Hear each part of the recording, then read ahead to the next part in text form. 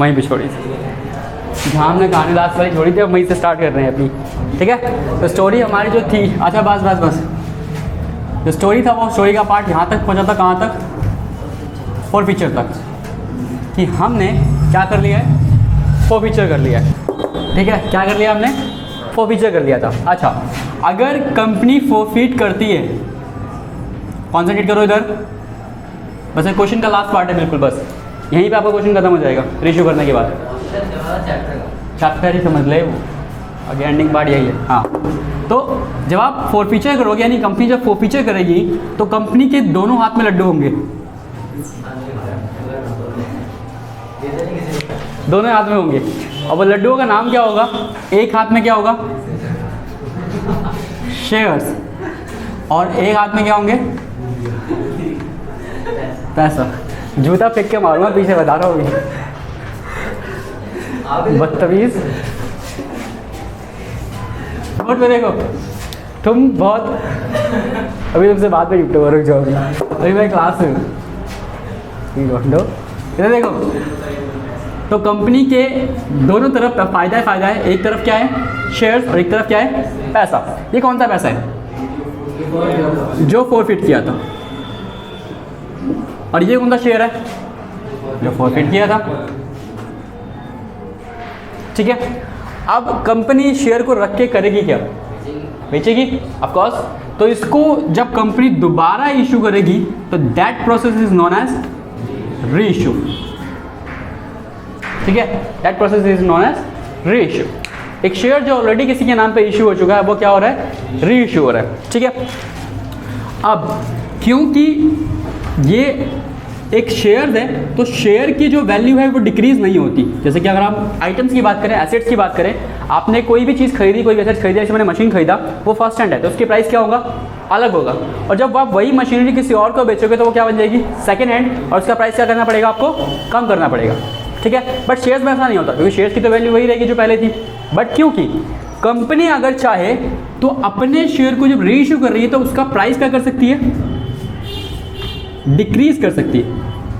Price क्या कर सकती है, डिक्रीज कर सकती है, यानी उसको डिस्काउंट दे सकती है। बट जनरल रूल क्या है कि कंपनी शेयर डिस्काउंट पे इशू नहीं कर सकती। यही बात है हमने कि कंपनी अपने शेयर डिस्काउंट पे इशू नहीं कर सकती।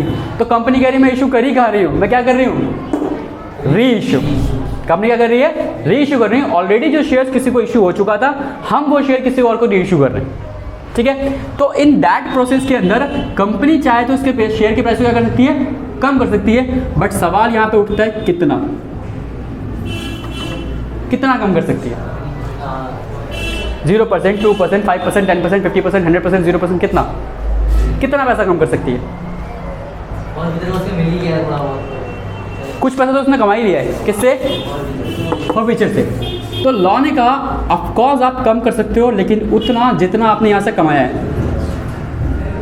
ये मैक्सिमम है,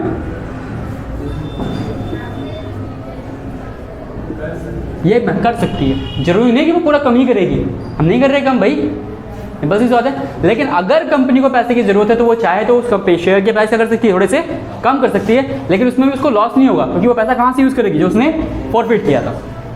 लेट्स से उसने यहाँ से 100 रुपीज़ फॉरफिट किए थे, और अब वो जो शेयर इशू कर रही है वो 10 रुपये का एक शेयर था ओरिजिनल, और वो अब कितने पे इशू कर रही है, री इशू कितने पे कर रही है, लेट्स से 9 पे कर रही है, और वो कितने शेयर इशू कर रही है, 50। ठीक है, कितने इशू कर रही है, 50। जब वो 50 शेयर 9 रुपीज़ में इशू कर रही है, और शेयर है कितने का, 10 रुपये का, तो 15 × 10 कितने हो गए, 50, और 15 × 9 कितने हो गए, 45। तो कितने का डिस्काउंट दिया, 5 रुपये का, 5 रुपये का डिस्काउंट दिया ना। शेयर्स की एक्चुअल वैल्यू कितनी बनती है, 5 × 10 दैट इज़ 50, और कंपनी री इशू कितने में कर रही है, 9 दैट इज़ 45। तो कितने का डिस्काउंट दिया कंपनी ने, 5 रुपये का। उसका तो कुछ भी नहीं किया, 5 रुपये वो यहाँ से ले लेगी, 5 रुपये वो यहाँ से ले लेगी, और उसके शेयर्स भी दोबारा री इशू हो जाएंगे। ठीक है, उसके शेयर भी दोबारा री इशू हो जाएंगे। ओके, अच्छा, इस पैसे को जो उसने फॉरफिट किया है, उस पैसे को आप यहाँ पे यूटिलाइज कर सकते हो, कहाँ पर, री इशू के टाइम पे। जितना भी पैसा आप री इशू के टाइम पे इंक्लूड करोगे, यूटिलाइजेशन के बाद जो भी बैलेंस बच जाएगा ठीक है, आफ्टर यूटिलाइजेशन।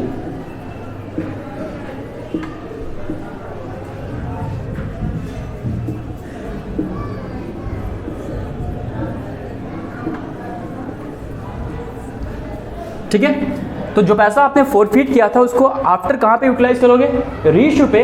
और रीइश्यू पे यूटिलाइज करने के बाद जो बैलेंस बच गया वो क्या है? वो क्या है कंपनी के लिए? प्रॉफिट है। मैंने बताया था आपके लिए क्या है? प्रॉफिट है। And that profit is known as capital profit, है ना? ये कौन सा प्रॉफिट है? Capital profit. और अब ये प्रॉफिट कहाँ जाएगा? बताओ कहाँ जाएगा? Capital reserve. ठीक है, अल्टीमेटली पैसा कहाँ ट्रांसफर होगा? कैपिटल रिजर्व में। तो रीइश्यू में दो एंट्रीज पास होती है, एक शेयर को रीइश्यू करने की और दूसरा जो प्रॉफिट बच जाता है उस प्रॉफिट को कहाँ ट्रांसफर करने की? Capital reserve. प्रोसेस समझ में आ गया आपको? क्लियर है? किसी को डाउट है तो बताओ मुझे। किसी को डाउट है इस चीज़ में? नहीं है ना? नोट करो जल्दी से, फिर मैं आपको एंट्रीज सिखाता हूँ। मैंने आपको चैप्टर में कुछ भी रटवाया नहीं है, आई थिंक जहाँ तक मैं जानता हूँ, और आपने कुछ रटा भी ना हो ये मैं उम्मीद करता हूँ, तो समझा होगा आपने। बस चल गए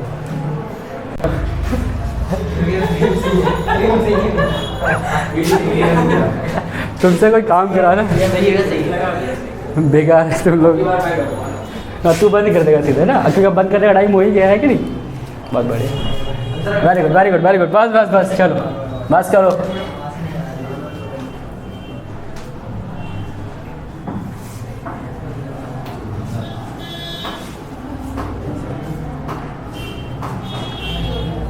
चलो बोर्ड पे देखो, अभी आपने फोरफीचर किया था तो शेयर कैपिटल को क्या किया था? डेबिट किया था बस। और आपने फोरफीचर शेयर कैपिटल क्या किया था? डेबिट किया था। और आप क्या कर रहे हो? वापस रीइश्यू कर रहे हो। तो वही इशू है बेसिकली, नाम क्या है? रीइश्यू। तो जब आप इशू करोगे तो इशू करने की एंट्री क्या होती है? पैसा आएगा तो है बैंक अकाउंट डेबिट और टू शेयर कैपिटल। यहाँ पर वो लंबा जंबा काम नहीं करना कि पहले एप्लीकेशन डालो फिर लॉट पर डालो, क्योंकि हम क्या कर रहे हैं? रीइश्यू मतलब क्या? सिर्फ पैसे लेने और शेयर देने, ठीक है? और पूरा प्रोसेस गया बाहर में, ठीक है? तो एंट्री क्या होनी चाहिए इशू के टाइम पे? Bank account debit to share capital account, ठीक है? To share capital account. Okay, देखो इधर बोर्ड पे, इसमें क्या आएगा? जितने भी शेयर्स मल्टीप्लाई होंगे इनको आप किससे मल्टीप्लाई करोगे? पेड अप से। बेसिकली बैंक में क्या आएगा? Paid up. अगर आप 10 रुपये का शेयर करते हो देखो ना कितने के मिल रहे हैं, ठीक है? वही चीज़ है ना। और यहाँ पर जो शेयर्स रहेंगे इनटू में इशू प्राइस, ठीक है? कितने रुपए में आपने इशू किया है? 10 में इशू किया है, 12 में इशू किया है, 8 में इशू किया है, कितने में इशू किया ये देखना है हमको बेसिकली, ठीक है? अब लेट्स से हम कह रहे हैं कि issue price, basically general question में बहुत सारे क्वेश्चन में एक वर्ड लिखा होता है that is known as fully paid up, ठीक है? क्वेश्चन क्या बोलेगा? क्वेश्चन बोलेगा जो शेयर आपने फॉरफिट किए थे वो आपने इस पर्सन को रीइश्यू कर दिए एज फुल्ली पेड अप, ठीक है? वर्ड क्या लिखा रहेगा? As fully paid up. तो एज फुल्ली पेड अप का मतलब है कि जितने का शेयर पहले इश्यू हुआ होगा,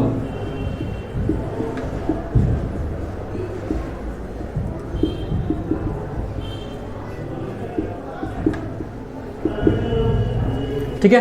जितने का शेयर पहले इशू हुआ होगा, ओरिजिनल प्राइस जो था, चाहे वो 10 रुपये का इशू हो चाहे वो 12 रुपये का इशू हो, जो भी था वो, ठीक है? उसी प्राइस पे दोबारा इशू हो गया, that is not fully paid up, ठीक है? 10 रुपये का पहले इशू हुआ था, अभी भी कितने का इशू है? 10 का ही इशू है। ये बात क्लियर है? ये फुल्ली पेड अप का मतलब समझ गए कि क्वेश्चन में जितने में पहले का इशू हुआ था उतने में दोबारा इशू हो जाएगा, यानी लेट्स से हम कितना कर रहे हैं? 10। अब डिपेंड ये करता है कि सामने वाला पे कितने कर रहा है। 10 के 9 पे कर रहा है, 10 के 8 पे कर रहा है, 10 के 12 पे कर रहा है कि नहीं? अगर 10 के 8 पे करके 2 रुपये हमने क्या दे दिया? डिस्काउंट। और अगर 10 के 12 पे कर रहा है तो मतलब 2 रुपये क्या है? प्रीमियम। 2 रुपये क्या है? प्रीमियम। और प्रीमियम कहाँ क्रेडिट होगा? इधर, ठीक है? तो हम जर्नल जो समझना है हमें वो है कि बेसिकली 10 रुपये के लेट से वो कितने पे कर रहे हैं? 8। तो 2 कहाँ गए? 2 कहाँ गए? डिस्काउंट दे दिए। और हमने डिसाइड किया था कि जो डिस्काउंट देंगे वो कहाँ से देंगे? जो पैसा हमने फॉरफिट किया था, जो पैसा हमने फॉरफिट किया था। तो जो पैसा हमने फॉरफिट किया था उसको हमने कहाँ रखा है?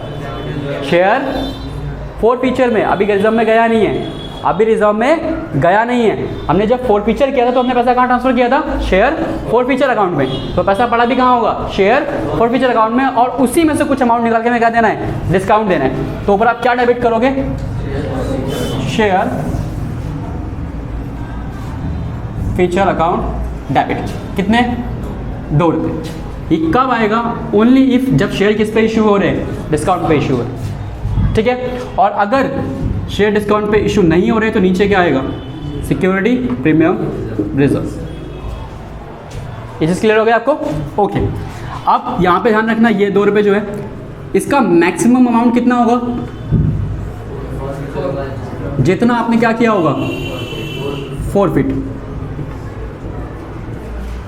जितना पैसा आपने फोरफिट किया होगा सिर्फ आप उतना ही डिस्काउंट दे सकते हो। अगर आपने 500 रुपये फोरफिट किए तो इस डिस्काउंट में कितने दोगे? 500 ही दोगे, 600 नहीं दे सकते। लॉ की गारंटी है, ठीक है। थोड़ा सा और कॉम्प्लिकेटेड बनेगा ये आगे चल के, बट अभी इसको इतना ही रख रहा हूँ एंट्री समझाने के लिए, ठीक है।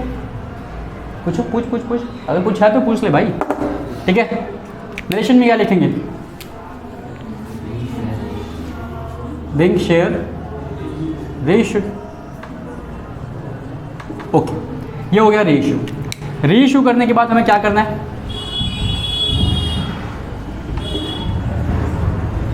कैपिटल रिजर्व में ट्रांसफर करना है। क्या ट्रांसफर करना है?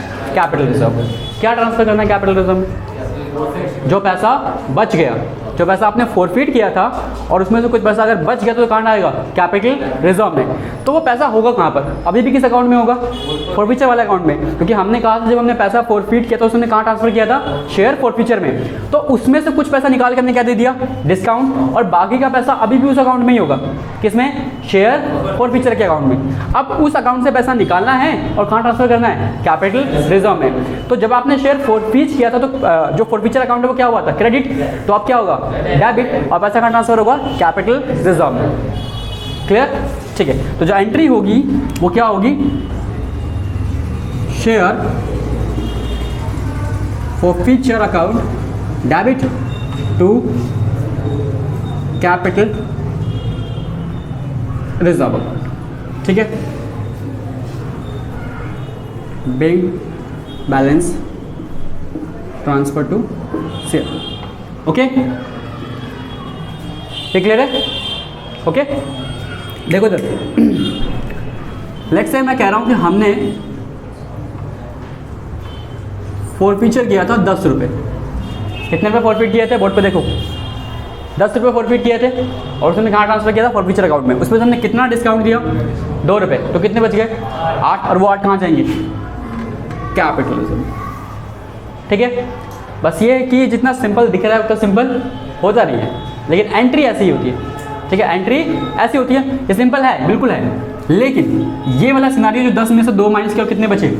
8। ये कब लगेगा? Only if full share are reissued. कब लगेगा?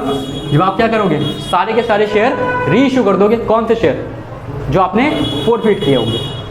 मतलब मैंने 500 शेयर फोरफिट किए और मैं रीइश्यू भी कितने कर रहा हूँ? 500। तो ये बिल्कुल क्वेश्चन इतना ही सिंपल रहेगा, मस्त। जितना पैसा आपने लिखा हुआ है उसमें जितना डिस्काउंट दिया उसमें से माइनस करो, बाकी बैलेंस कहाँ ट्रांसफर कर दो? रिजर्व के अंदर। कॉम्प्लिकेशंस कब बढ़ेंगी? जब आपने फोरफिट कितने किए? 500 और रीइश्यू कितने कर रहे हो? 250। क्योंकि तब शेयर्स क्या हो गए? डिवाइड हो गए। 250 रीइश्यू कर रहे हो, 250 अभी भी रखे हुए हैं। तो जो टोटल पैसा आपने फोरफिट किया था वो कितने पे थे? 500 पे ना। आप सारा पैसा एक के लिए यूज़ नहीं कर सकते, दूसरा पूरा मान जाएगा, है कि नहीं? दूसरा पूरा मान जाएगा। तो आपको पैसे को डिवाइड करना पड़ेगा दोनों के रेशियो में। अगर 3:2 की रेशियो में पैसा मिलेगा 3:2 में। अगर 1:1 है तो कैसा डिवाइड होगा? 1:1 में। वो आपको आराम से समझाऊंगा अभी। तो इसको नोट करो, ठीक है। इसको नोट करो फटाफट से। यहाँ बस 6 मिनट्स लेफ्ट और उसको समझाने के बाद ही डिस्काउंट हुआ अभी कि अब if full share is not reissued.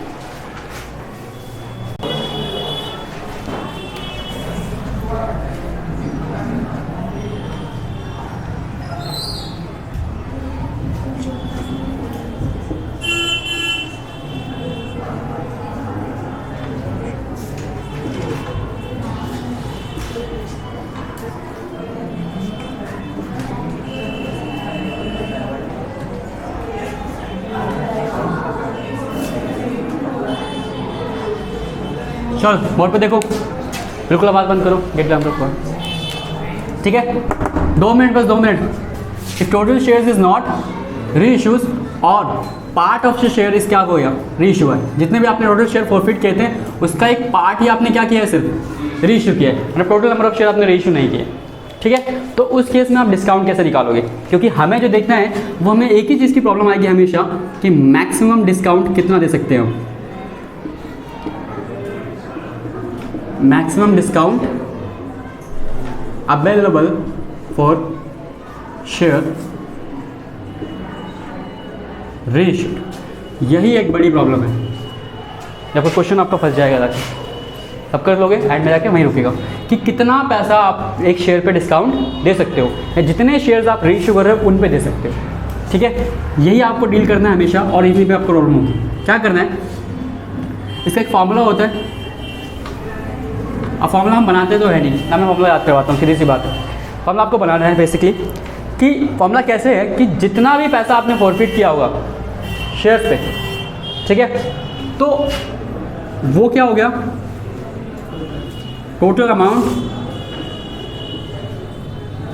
Forfeited, ठीक है, टोटल अमाउंट फॉरफिटेड। जितना भी पैसा आपने फॉरफिट किया उसके ऊपर रख दिया आपने, और ये पैसा जितने शेयर्स पे फॉरफिटेड हुआ होगा, ठीक है, that is known as total shares forfeited. Clear?